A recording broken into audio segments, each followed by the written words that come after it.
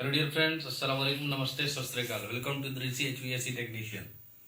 मैं आज आपके सामने कुछ और नए क्वेश्चंस लेके आया हूँ इंटरव्यू से रिलेटेड। पिछले आप वीडियो आप देख सकते हैं। पार्ट 5 में आज हम लोग हैं। पार्ट 1 पार्ट 2 जो लोग नहीं देखे हैं, पार्ट 1 पार्ट 2 या पार्ट 4 तक देखें। उसके बाद आज पार्ट 5 है। इसमें आपको बेसिक से अच्छे से आपको समझ में है कि क्या इसी में क्या क्या चीजें होती हैं, क्या इंटरव्यू में पूछा जा सकता है। ठीक है, आते हैं क्वेश्चन स्टार्ट करते हैं। 21 नंबर क्वेश्चन है, R134 गैस का स्टैंड प्रेशर यानी आइडियल प्रेशर कितना होता है। तो सबसे पहला चीज, स्टैंड का मतलब होता है क्या, स्टैंड प्रेशर। तो स्टैंड प्रेशर का मतलब ये होता है कि जब एसी बंद अवस्था में होती है तो वह स्थिर होता है। जैसे हम लोग कहते हैं कि स्टैंड स्टैंड का मतलब खड़ा।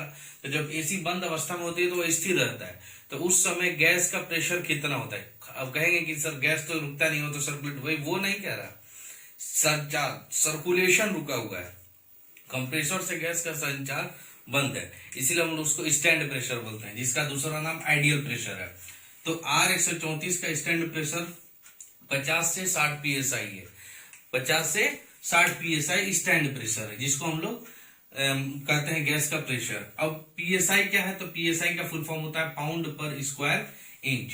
तो R134 गैस का स्टैंड प्रेशर 50 से 60 PSI है। ठीक है, अब दूसरा सवाल आता है कि question number 22 R134 gas flammable यानी कि ज्वलनशील है क्या, उसमें आग लग सकता है। फ्लेमेबल का मतलब, तो जी हाँ नहीं, जी हाँ नहीं, बात पे गौर करिएगा, वो फ्लेमेबल नहीं है।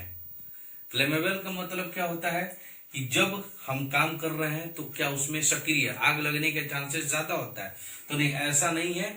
R134 गैस फ्लेमेबल नहीं है, बट कोई भी काम करें तो हमको सावधानी रखना जरूरी है। अब कहेंगे कि ठीक है ज्वलनशील नहीं है तो हम वैसे काम करें, अनसेफली तरीके से काम करें, तो ये रॉन्ग है। कोई भी काम करे, देखिए घटना कभी भी हो सकती है। अब कोई कहता है कि हम तो रास्ते से जा रहे थे, अचानक पता नहीं क्या हुआ, तो घटना होने के बाद सब यही कहता है कि तो आप पहले नंबर सेफ्टी से अपना काम करें।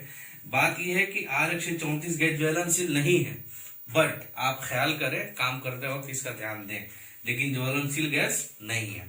क्वेश्चन नंबर 23, डोमेस्टिक एसी में स्टेबलाइजर कितने केवी यानी किलोवाट का यूज करते हैं। याद रखिएगा, बहुत सारे लोग ऐसे होते हैं कि कभी कभी मेरे पास फोन आता है या टेक्नीशियन कहते हैं, या भाई मैं खुद एक टेक्नीशियन हूं, तो मेरे पास सर कितने केवी का स्टेबलाइजर ले लें। तो अब एक सवाल आता है कि कितने केवी का स्टेबलाइजर ले लें। तो अब ये बात आती है कि हमारे कितने केवी का, तो अब ये ख्याल रहे कि हमारा लोड कितना है।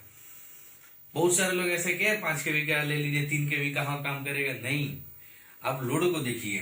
तो अब according to ton, minimum 1 ton के लिए हमारा 3 किलोवाट का स्टेबलाइजर सफिशियंट है, चलेगा। बट 1.5 टन और 2 टन के लिए हमको 5 किलोवाट का स्टेबलाइजर ही मांगता है, वही चाहिए। ठीक है ना, कि 1.5 टन और 2 टन की सिंगल एसी सिर्फ चलाने के लिए, यानी कि पूरा मकान को चलाने के लिए नहीं, सिर्फ सिंगल एसी को चलाने के लिए 3 किलोवाट से 5 किलोवाट तक ही स्टेबलाइजर यूज करते हैं। ठीक है ना, टन के अनुसार। अब 1 टन के लिए भी अगर 5 किलोवाट का लगा देंगे तो कैसा नहीं कि वो नुकसान करेगा, बट जिसका जो चीज है वो नहीं दे।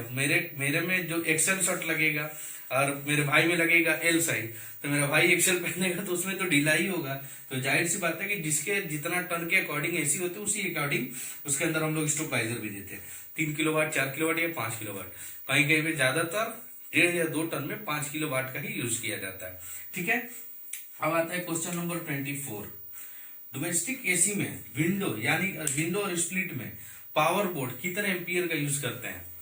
मैं एक जगह बैठा था तो एक इलेक्ट्रिशियन आया वहां पे, तो मेरे साथी जो थे वो इलेक्ट्रिशियन है, तो उनका एक क्वेश्चन था उस लड़के से कि वो एक वो मोटर होता है ना घरों में, तो मोटर चलाना है उसको, तो कितने एम्पियर का सॉकेट उसका जो बोर्ड होता है यूज करेंगे। तो वो बंदा बोल रहा है कि वो 6 एम्पियर का जो बोर्ड होता है वो दे दिया। तो क्या 6 एम्पियर पे हमारी वो मोटर चलेगी? चलने को चलेगी, लेकिन देखिए ये जो एम्पियर का वर्ड है ये मैं आपको आगे एक्सप्लेन करूंगा, बट इतना ख्याल रखिए कि एम्पियर का मतलब होता है लोड। आपको अगर जैसे कि कहा जाए कि आपको मैं 25 किलो का आटा का बोरी लेके जाना है, तो आप कैपेबल हो तभी तो लेके जाओगे ना, नहीं तो आप उठा तो लोगे, अरे चलते चलते चलते पता चलेगा इन द लास्ट आप गिर जाओगे, नहीं उठा पाओगे। तो लोड होता है, तो लोड के सामान के अनुसार ही लोड होता है, ठीक है ना। तो अब हमारी क्षमता है कि हम 25 किलो का उठा पाए कि नहीं उठा पाए। अगर हमको 10 किलो का ही उठा पाएंगे तो हम 10 ही किलो का ना लेंगे जी। तो उसी तरीके से एसी के चलाने के लिए हमको जो मेन पावर बोर्ड लगाना है, जिससे हमारी एसी को इलेक्ट्रिक मिलेगा बोर्ड से, उस बोर्ड का कितना लोड होना चाहिए, तो वह एम्पियर होता है 16 से 25 एम्पियर तक। अब चाहे 1 टन का हो, 1.5 टन का हो, 2 टन तक सफिशियंट है ये, 16 से 25 एम्पियर तक। अब उसके लिए लगा देंगे आप 10 एम्पियर का, तो पता चलेगा कि गर्मी के दिनों में आपकी एमसीबी हमेशा ट्रिप करती ही रहेगी। कभी कभी ऐसा होता है कि क्या तो एसी स्टार्ट होते हैं कुछ देर बाद तो एमसीबी ट्रिप कर गया, तो भाई आदमी एमसीबी गिरने के बाद समझता है कि कोई फॉल्ट है, टेक्नीशियन जाता है वो फॉल्ट खोजा मिला ही नहीं। अब वो टेक्नीशियन अगर देखेगा कि एमसीबी बॉक्स कितने एम्पियर का है तो समझेगा।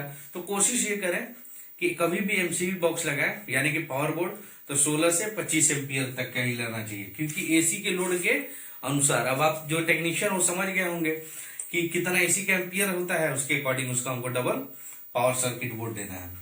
उसके बाद आता है क्वेश्चन नंबर 25, स्प्लिट एसी की साइज कितनी होती है। भाई हमको स्प्लिट एसी की साइज जानना जरूरी है। एक रेशियो में एक्यूरेट कोई बंदा नहीं कर सकता है कि नहीं ये साइज है। जैसे कि हमारे सामने ये बोर्ड है, ये 4x4 है फॉर एग्जाम्पल, तो इसका साइज ये है, इससे छोटा भी तो आता है ना, इससे बड़ा भी आता है, तो हम कहेंगे नहीं यही साइज आता ही है, तो ऐसा नहीं है। हर एसी का अलग अलग का मॉडल का साइज आता है, बट एक रेशियो जो होता है, जैसे 13x42 यानी कि 13 इंच ये हमारा जो, अब इसको लंबाई और ये हमारा जो चौड़ाई 42 इंच। अब इसी रेशियो में किसी का 16 होता है, किसी का 14 होता है, किसी का 12 होता है, किसी का ये 40 इंच होता है। तो ये 13x42, 13x42 का मतलब हो गया 13 बराबर 1 फीट 1 इंच, ये 13 हो गया। 42 का हो गया 3 फीट 36 और 6 कितना हो गया, सॉरी 36, 1 फीट में 12 इंच होता है, तो 12 का 12, 12 दूनी का 24, 12 तिया 36, 36 में 4 जोड़ेंगे तो हमारा 3 फीट 8 इंच। देखिएगा अब नेक्स्ट वीडियो में एक आपको कैलकुलेशन के अकॉर्डिंग बताऊंगा, क्योंकि बहुत सारे लड़कों को ये भी नहीं पता होता है फीट और इंच में कैसे कन्वर्ट किया जाता है, ठीक है। तो 3 फीट 8 इंच या 3 फीट 6 इंच का भी होता है, 7 इंच का भी होता है, ये फिक्स साइज नहीं है, एक रेशियो होता है, ठीक है ना। उम्मीद करते हैं आपको समझ में आ गया होगा। तो ये बात समझ में आ गई। मैं एक बार रिवीजन फिर से कर देता हूँ। R134 का स्टैंड प्रेशर कितना होता है, 50 से 60 psi। R134 गैस क्या ज्वलनशील है, तो नहीं है, लेकिन सेफ्टी का ख्याल हमेशा रखना है। डोमेस्टिक एसी में स्टेबलाइजर कितने किलोवाट का लगता है, तो 3 से 5 किलोवाट का लगता है according to ton. Domestic AC यानी विंडो स्पीड में जो पावर बोर्ड लगता है एमसीबी बॉक्स, ठीक है, इसको एमसीबी बॉक्स कितने एम्पियर का होता है, तो 16 से 25 एम्पियर का होता है। और स्प्लिट एसी की साइज क्या होती है, तो 13x42 यानी कि 13 लंबाई 42 चौड़ाई। 13 बराबर क्या हुआ, 1 फीट 1 इंच, और 42 इंच का क्या हुआ, 3 फीट 8 इंच। उम्मीद करते हैं कि आपको पूरा अच्छे से वीडियो समझ में आया होगा। नहीं समझ में आया होगा तो आप कमेंट करें, जो चीज नहीं समझ में आया आप, लेकिन पार्ट 1 से लेके जितना भी पार्ट्स आएगा आप उसको ध्यान से देखें, समझें कि क्या कह रहा है, ठीक है। उम्मीद करते हैं कि आपको अच्छे से समझ में आया होगा। चैनल को लाइक करें, सब्सक्राइब करें और बेल आइकन को जरूर दबाएं। Okay, thank you.